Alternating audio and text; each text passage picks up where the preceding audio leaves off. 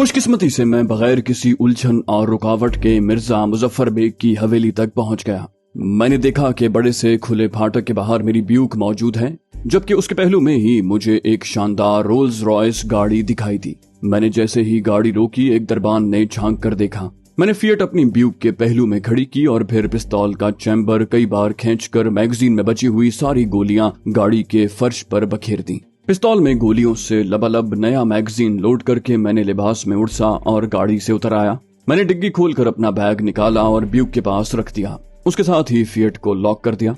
मुझे ज्यादा इंतजार नहीं करना पड़ा, लेकिन मुझे मिर्जा साहब की बजाय पेंट शर्ट में मलबूस एक अधेड़ उम्र शख्स फाटक से निकलकर अपनी तरफ बढ़ता नजर आया। उसने गर्मजोशी से सलाम और मुसाफा करते हुए हैदराबादी उर्दू में कहा, मैं मिर्जा साहब का मोतमद सौले हयात हूँ। मिर्जा साहब आपसे बेहद माजरत खां हैं कि वो खुद आपके खैर मकदम के लिए नहीं आ सके।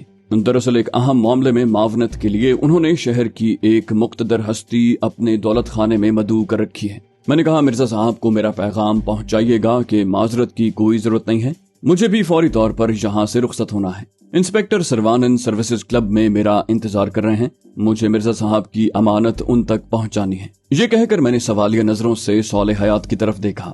उसने जल्दी से असबात में गर्दन हिलाई और फिर दाईं जेब से भूरे रंग का एक लिफाफा निकाल कर मेरे हवाले करते हुए कहा, पूरे 5,000 हैं, क्षमा कर लें। मैंने हंसते हुए कहा, मुझे क्या जरूरत है, इंस्पेक्टर सरवानन खुद ले लेगा। सौले हयात ने फीकी सी हंसी के साथ मेरी ब्यूक की चाबी मेरे हवाले की और फिएट की चाबी मुझसे लेकर मुसाफे के लिए हाथ बढ़ा दिया। उसके रुखसत होते ही मैंने अपना सफरी बैग गाड़ी के अकबी हिस्से में रखा। कुछ ही देर में मेरी लाडली ब्यूक मुझे शहर से बाहर की तरफ जाने वाली सड़क पर उड़ाए लिए जा रही थी। लगभग पौने घंटे तक मुसलसल हैदराबाद कर्नाटका हाईवे पर गाड़ी दौड़ाने के बाद मैंने गाड़ी की रफ्तार कदरे कम कर ली। पिस्तौल अब भी मेरे पहलू में खाबीदा था, ताहम मैं खुद को खासा मुतमईन और पुरसुकून महसूस कर रहा था। मुझे रास्ते में कहीं पुलिस का नाका या गश्ती गाड़ी दिखाई नहीं दी थी। वैसे भी मैंने अपने जहन में अब तक जो हिसाब किताब लगाया था, उसकी रूह से मुझे कम से कम फिलहाल कोई खतरा दरपेश नहीं था। मैं जो कार्रवाई कर रहा था, उसकी इत्तला फैलने और हुकाम की तरफ से उसका तज्जिया करके कोई अमली इक़दामात किए जाने तक मैं बहुत दूर निकल चुका हूँगा। वैसे भी जहाँ तक मेरा कयास था, मैं अक़ब में कहीं भी अपनी ऐसी निशानियां छोड़कर नहीं आया था जिनकी मदद से मुझे शनाख्त कर लिया जाता और मेरा रास्ता रोके जाने की कोशिश की जाती। जहाँ तक मैं अंदाजा लगा सका था, हैदराबाद में मेरी निशानदही के काबिल अफराद में से सिर्फ 2 ही बाकी रह गए थे। उनमें से सलाहुद्दीन की तरफ से मुझे निशानदही किए जाने का कोई अंदेशा नहीं था, जबकि मिर्जा मुजफ्फर बेग को तो मैं ऐसी खूनाशाम दलदल में फंसाया था कि वो अपनी सफाई पेश करते हुए चीख चीख कर मेरे बारे में बताता तो कोई उसकी फरियाद पर कान न धरता। मेरे लबों पर खुद ब खुद मुस्कुराहट खेलने लगी। अल्लाह ने चाहा तो कारून का जानशीन बुढ़ा जल्द ही दौलत की अंधी हिर्स व हवस का संगीन खमियाजा भुगतने वाला है। हो सकता है मेरी गोली से सर्विसेज क्लब में रान छिदवाने वाले इंस्पेक्टर सिरवानन के आसपास मौजूद अफराद में से ही किसी ने पहचान लिया हो कि वो सफेद फिएट किसकी मिल्कियत थी, वरना सिरवानन के लिए उसका पता लगवाना कौन सी मुश्किल बात होगी। मैं चाहता तो उसे बासानी जहन्नम रसीद कर सकता था, मगर मेरा मकसद उसकी जान लेना तो था ही नहीं। मैं तो उसे मिर्जा मुजफ्फर बेग को उसकी बदनीयती की पूरी सजा देने के लिए इस्तेमाल करना चाहता था। मेरी नजरें सड़क पर आगे पीछे चलती आती जाती गाड़ियों का जायजा ले रही थी और हाथ पांव खुदकार अंदाज में गाड़ी को सूरत हाल के मुताबिक चला रहे थे। ये अलग बात है कि मेरा जहन तरह तरह के मंजर तराश रहा था। टेनिस कोर्ट के पास पहली गोली चलते ही सिरवानन को यकीन हो गया होगा कि अपने कत्ल की साजिश को उसकी पूरी संगीनी के साथ कबूल न करके मुझसे शायद जिंदगी की आखिरी हिमाकत सरजद हो गई है। कातिल मेरी सरगर्मियों का पता लगाकर यहाँ तक पहुँच गया है और मैं ऐसी हालत में उसके निशाने पर हूँ कि मेरे आसपास मुहाफिज नहीं है और मैं बिल्कुल निहत्ता हूँ। मेरी मंसूबाबंदी लगभग मुकम्मल कामयाब रही थी। अपनी दानिश में सिरवानन सिर्फ अपनी खुशकिस्मती और हमलावर की बदहवासी की वजह से मौत के मुंह में जाने से बाल बाल बचा था और उसके हिस्से में सिर्फ एक निस्बतन कम जरर रसा गोली आई थी, वो भी इसलिए कि उसके हिस्से की 2 गोलियां अनुपम ने कबूल कर ली थी। बाकी गोलियां उसके झुकने की वजह से उसके ऊपर से गुजर गईं और हमलावर ने मजीद खतरा मोल लेने की बजाय वहां से फरार होने में आफियत समझी। मेरे तजुर्बे और अंदाजे के मुताबिक सिरवानन की रान का जख्म जानलेवा साबित होने का इम्कान बहुत कम था। किसी जंगल बयाबान में तनतनहा हालत में गोली लगती तो खून जाया होना जानलेवा भी साबित हो सकता था। تاہم مجھے یقین تھا کہ اسے اگلے چند منٹوں میں کلب میں ہی ابتدائی طبی امداد مل گئی ہوگی اور پھر بلا تاخیر شہر کے اعلیٰ ترین اسپتال میں پہنچا دیا گیا ہوگا۔ زیادہ امکان یہی ہے کہ سروانن کا نائب جے انشمن اپنے ساتھیوں سمیت پہلے ہی اسپتال پہنچ چکا ہوگا۔ میرا دل چاہا کہ قہقہہ لگاؤں۔ یہ تصور میرے لیے انتہائی پرلطف تھا کہ اسپتال میں ملاقات پر تھانے دار اور نائب تھانے دار کے مابین کیا گفتگو ہوئی ہوگی۔ اس گفتگو میں ان دونوں کے کیا تیور ہوں گے؟ ان دونوں نے مرزا مظفر بیگ کا ذکر کن الفاظ میں کیا ہوگا؟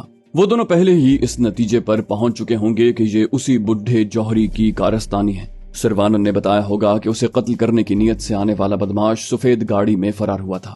اب غیظ و غضب سے بھرا جے انشمن مرزا مظفر بیگ کی حویلی پر پہنچے گا تو اسے سب سے پہلے سفید فیٹ پھاٹک کے پاس کھڑی دکھائی دے گی۔ پھر وہ جیسے ہی جائزہ لینے کے لیے گاڑی کا دروازہ کھولے گا، بارود کی تازہ بو اس کا استقبال کرے گی۔ پھر ذرا سی کوشش سے اسے نہ صرف سروسز کلب میں اپنے گرو اور انوپم پر چلائی گئی تمام گولیوں کے کھوکھے مل گئے ہوں گے، بلکہ کئی غیر استعمال شدہ گولیاں بھی برآمد ہوئی ہوں گی، جنہیں پولیس کی زبان میں عموماً زندہ راؤنڈ کہا جاتا ہے۔ سوال یہ ہے کہ اپنے خلاف اس قدر سنگین الزامات اور ثبوت کی موجودگی کے باوجود مرزا مظفر بیگ کی دولت اور اثر و رسوخ اسے قانون کی گرفت میں آنے سے بچا پائے گی، اور کچھ نہیں تو وقتی طور پر اس کی کھوپڑی ہل ہی جائے گی۔ ہو سکتا ہے شہر کے انتظامی عہدیداروں میں دوستوں کے مقابلے میں اس کے دشمن زیادہ طاقتور ہوں اور اسے گرفتار کر کے پولیس اس کے شایع نشان خاطر تواضع بھی کر ڈالے۔ اس کے خلاف باریک بینی سے تفتیش میں جانے سے اس کے کتنے پرانے کرتوت کھل کر سامنے آ جائیں گے۔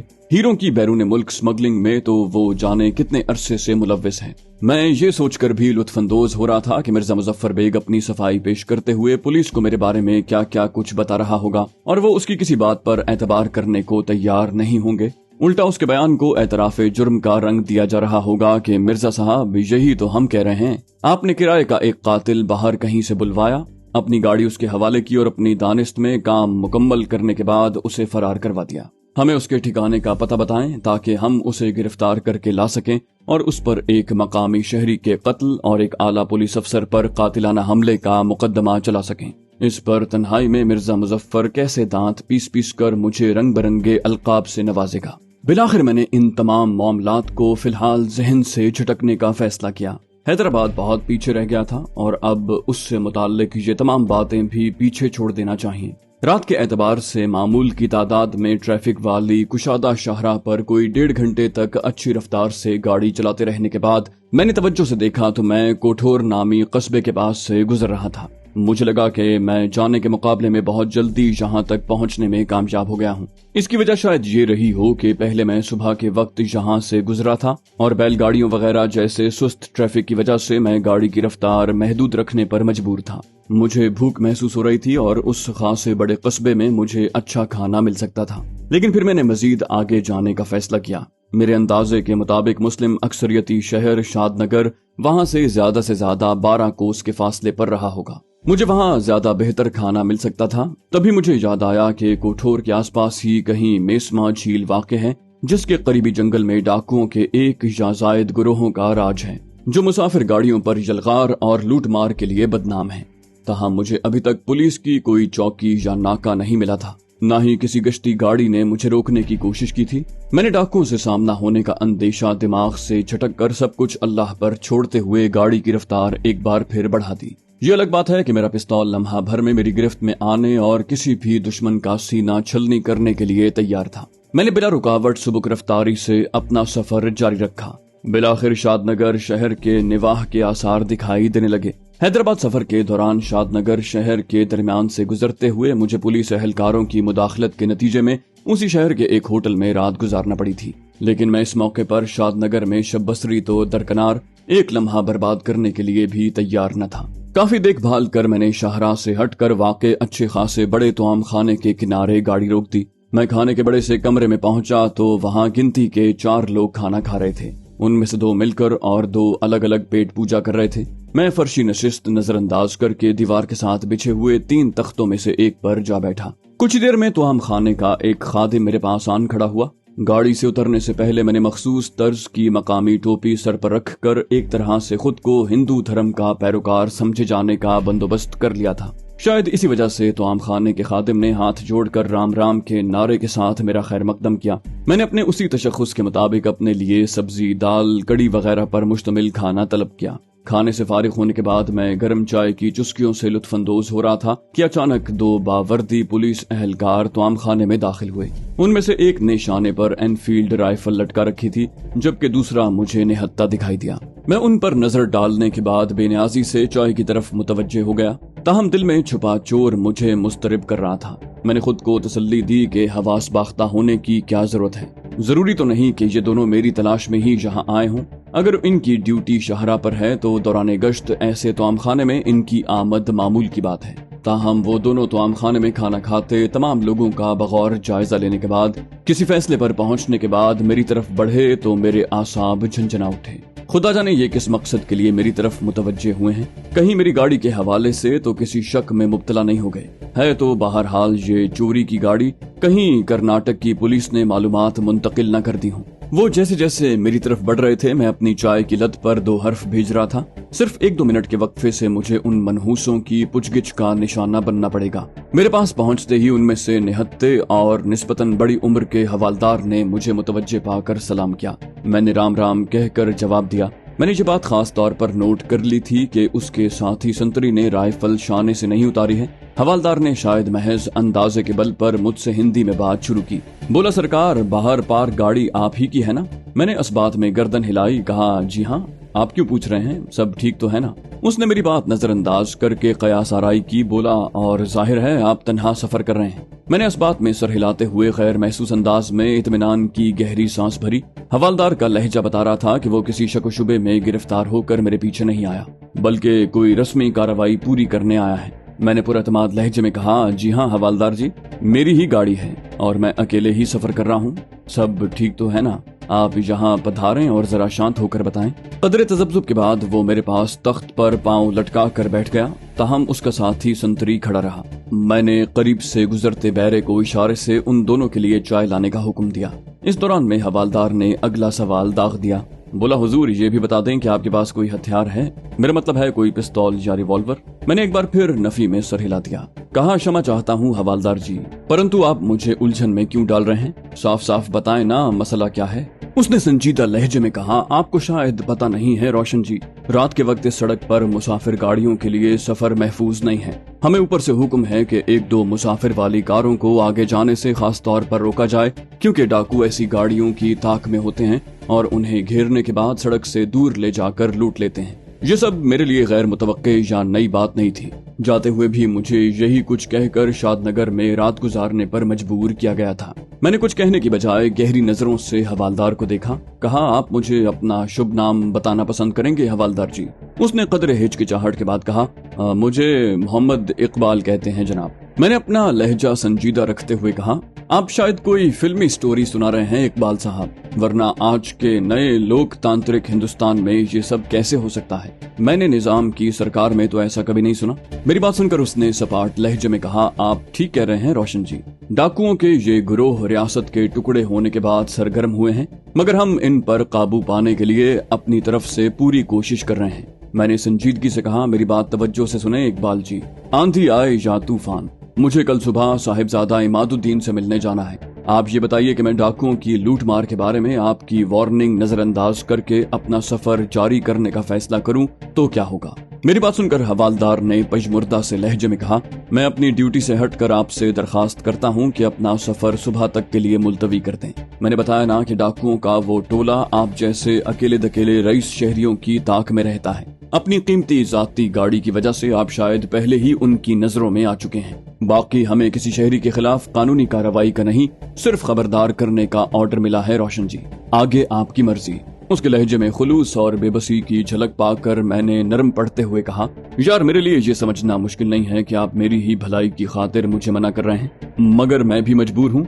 अच्छा ये बताइए कि अगर मैं अलग सुबह अच्छी खासी रफ्तार से यहाँ से रवाना हूँ तो महबूब नगर पहुँचने में कितना वक्त लगेगा? मुझे लगा कि मेरी बात सुनकर उसकी जान में जान आई है। उसने निस्बतन पुरजोश लहजे में कहा, मैं आपको यही मशवरा देना चाहता था। रात किसी होटल या मुसाफिर खाने में गुजार कर यहाँ से रवाना होंगे तो ज्यादा से ज्यादा 2.5-3 घंटे में आपकी शानदार गाड़ी आपको महबूब नगर पहुँचा देगी। मैंने कहा, पहले आप मुझे चंद सवालों के जवाब दें, उसके बाद मैं कोई फैसला करूंगा। उसने जल्दी से कहा, हाँ पूछें। मैंने कहा, आपने कहा कि डाकू तन्हा या 2 मुसाफिरों वाली गाड़ी की ताक में रहते हैं। उसने मेरी बात सुनकर असबात में सर हिलाकर कहा, हमारा रिकॉर्ड यही कहता है। 1.5 महीने में 7 ऐसी गाड़ियां लूटी गई हैं, 4 मेसमा झील के करीब और 3 यहाँ से आगे सूलीपुर तक। मैंने गौर से उसका चेहरा देखते हुए कहा, आपका मतलब ये है कि डाकुओं का वो टोला शिकार की तलाश में सड़क पर घूम रहा होता है? हवालदार ने जवाब में हाँ में गर्दन हिलाई। मैंने फौरन कहा, कहीं मामला इसके उलट तो नहीं है? मेरा मतलब है, मुमकिन है शिकार की तलाश में इधर उधर भटकने की बजाय डाकुओं का वो टोला इस वक्त तैयार हालत में किसी महफूज ठिकाने पर इत्मीनान से बैठा हो। मेरी बात सुनकर वो चौंका। बोला, मैं आपका मतलब नहीं समझा रोशन जी। मैंने बात जारी रखी। कहा, यार ये भी तो है कि उन्होंने इस शाहराह पर चंद जगह अपने मुखबर बिठा रखे हों जिन्हें वो अपनी लूट मार की हर वारदात में से हिस्सा पहुंचाते हों। मसलन कोई गाड़ी पंक्चर लगवाने के लिए कहीं रुकी या मुसाफिर खाना खाने के लिए रास्ते में किसी तोआमगाह में पहुंचे और उधर एक हरकारा डाकुओं की तरफ दौड़ा दिया जाता हो कि मोटी मुर्गी उस तरफ आने वाली है, चाकू छुरियां तेज कर लो। मैं देख रहा था जैसे जैसे मेरी बात आगे बढ़ रही है, हवालदार इकबाल की आंखें हैरत से फैलती जा रही हैं। मैंने देखा कि उसका मातहत भी निहायत दिलचस्पी और जोश से हमारी बातें सुन रहा है और उसकी नजरें भी मुझ पर जमी हुई हैं। मैंने जैसे ही बात मुकम्मल की, हवालदार इकबाल ने हैजान भरे लहजे में कहा, आपने बताया था कि आप साहिबजादा इमादुद्दीन से मिलने जा रहे हैं। सच सच बताएं सरकार, क्या आप भी कहीं महकमा खुफिया के आला ओहदेदार तो नहीं हैं? मैंने हंसते हुए कहा, यार अगर तुम इतनी समझ रखते हो तो ये भी जानते होगे कि मैं हरगिज अपनी शनाख्त जाहिर नहीं करूंगा। अच्छा ये बताओ, क्या तुम्हें यकीन है कि ये सब वारदातें डाकुओं का एक ही टोला कर रहा है? उसने जोर जोर से हाँ में गर्दन हिलाई। बोला, हाँ सर जी, हमें तो ये भी पता है कि उस गिरोह में कुल 5 डाकू हैं जिनके पास एक डबल और एक सिंगल बैरल शॉटगन, एक रिवॉल्वर और एक जर्मन पिस्तौल है। पहली 2 वारदातों में एक 30 M1 ग्रैंड राइफल भी देखी गई थी, मगर अब वो उसे साथ नहीं रखते। मुझे खुफिया पुलिस का अहलकार तसव्वुर कर लेने के बाद अब वो ज्यादा दिलजमई से मुझसे बातें कर रहा था। मैंने भी उसी की सोच पर गुफ्तगू आगे बढ़ाना मुनासिब समझा। कहा, बहुत खूब।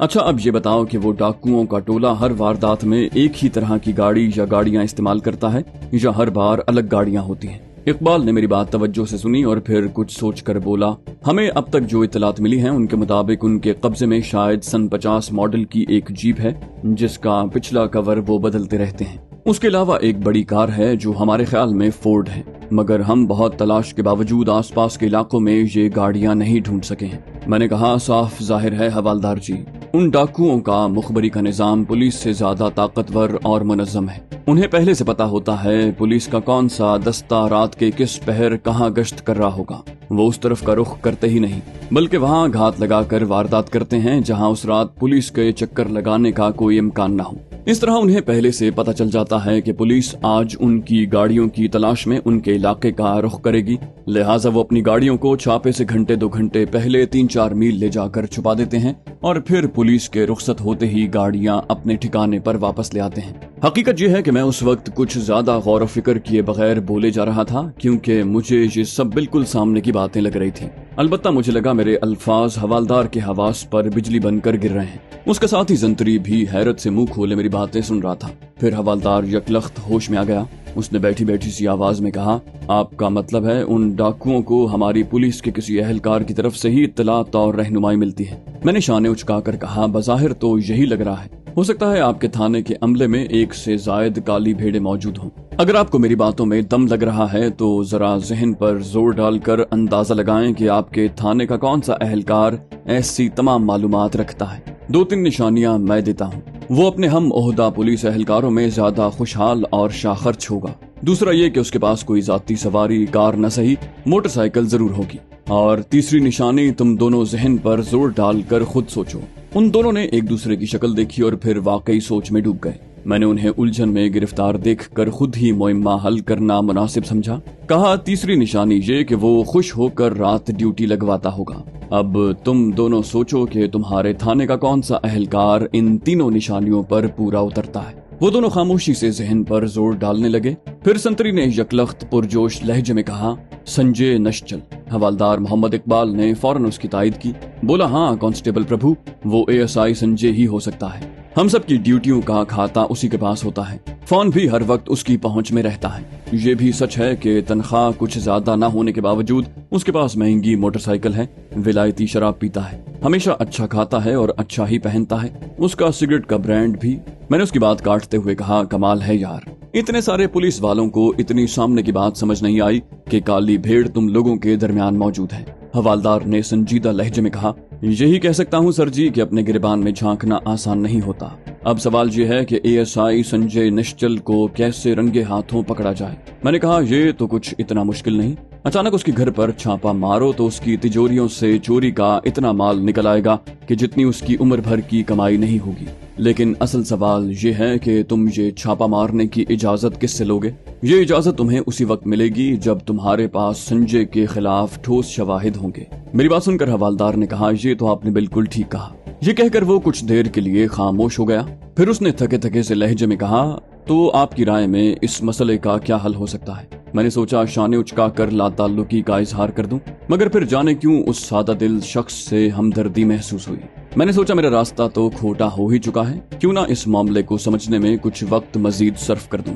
मैंने इकबाल से पूछा कि क्या वो मजीद चाय पीना चाहता है, और फिर इनकार के बावजूद चाय के साथ समोसे और बिस्किट भी मंगवा लिए। उसके बाद मैं इकबाल से मुखातिब हुआ।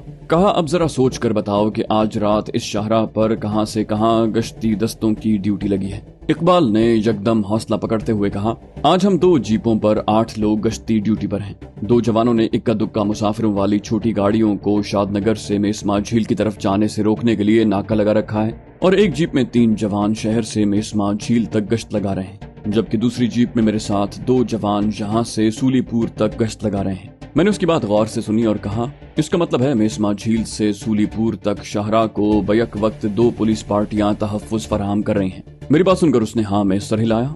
मैंने कहा, बिलफर्ज तुम्हारी पार्टी सूलीपुर तक गश्त लगाकर वापस आ रही हो तो उनके पीछे शादनगर से सूलीपुर तक का इलाका पुलिस की मौजूदगी से यकीनी तौर पर खाली होगा। इकबाल ने जवाब में हाँ में गर्दन हिलाई। मैंने पूछा, यहाँ तक सूलीपुर तक जाने और वहाँ तक गश्त लगाकर वापस आने में कम से कम 2 घंटे तो लगते होंगे, और यहाँ पहुँचने के बाद एक बार रवानगी तक 1-8 घंटे का वक्फा तो लेते होंगे। उसने मेरे अंदाजे की तायद की। मैंने कहा, इसका मतलब है अगर ऐसे में कोई गाड़ी सूलीपुर की तरफ जाएगी तो वो लगभग 2 घंटे तक मुकम्मल तौर पर डाकुओं के रहमो करम पर होगी। हवालदार और उसके साथी ने बैक वक्त अस्बात में गर्दन हिलाई।